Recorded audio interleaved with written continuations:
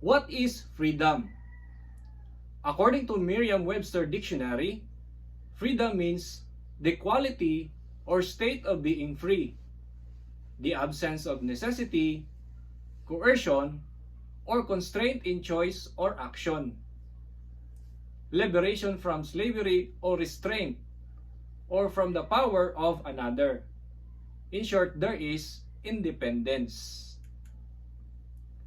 Where does freedom come from?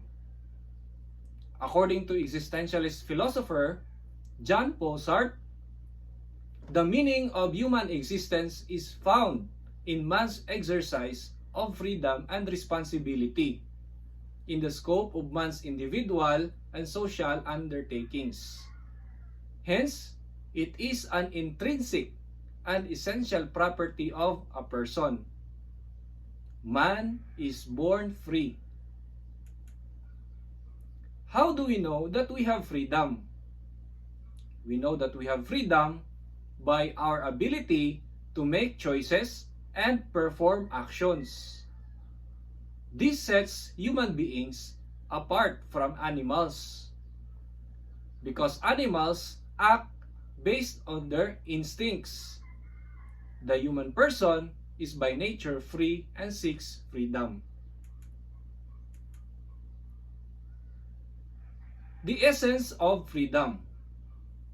It is rooted in the human person's self-determination and the exercise of intellect and free will. It is voluntary. Voluntariness refers to the ability of a person to act out of his or her own free will and self-determination. This means that a person may decide to act or not to act, and these decisions are made out of his or her own free will. It also means that a person may act even if he or she is not required or called to take action. Freedom is coupled with responsibility. Responsibility means being accountable for one's actions and their consequences. This means that in everything that we do, there are consequences.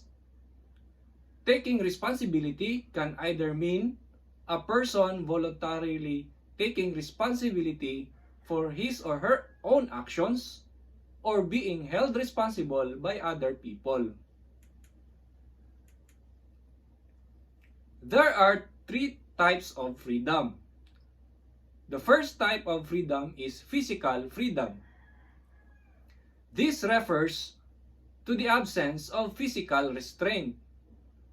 For example, being quarantined due to the infection of COVID-19.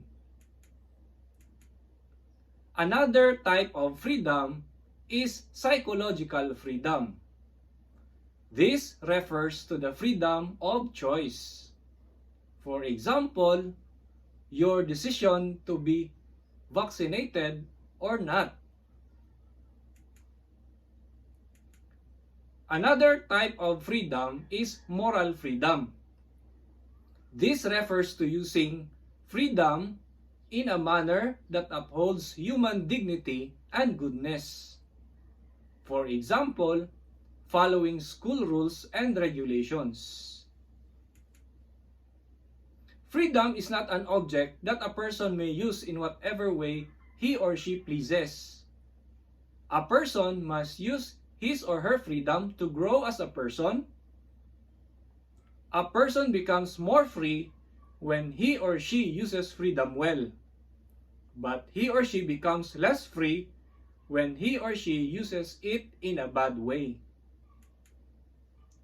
Humans have a natural inclination for what is true and good, and when a person uses his or her freedom to do something that violates human dignity and goodness, he or she dehumanizes himself or herself and effectively negates human freedom.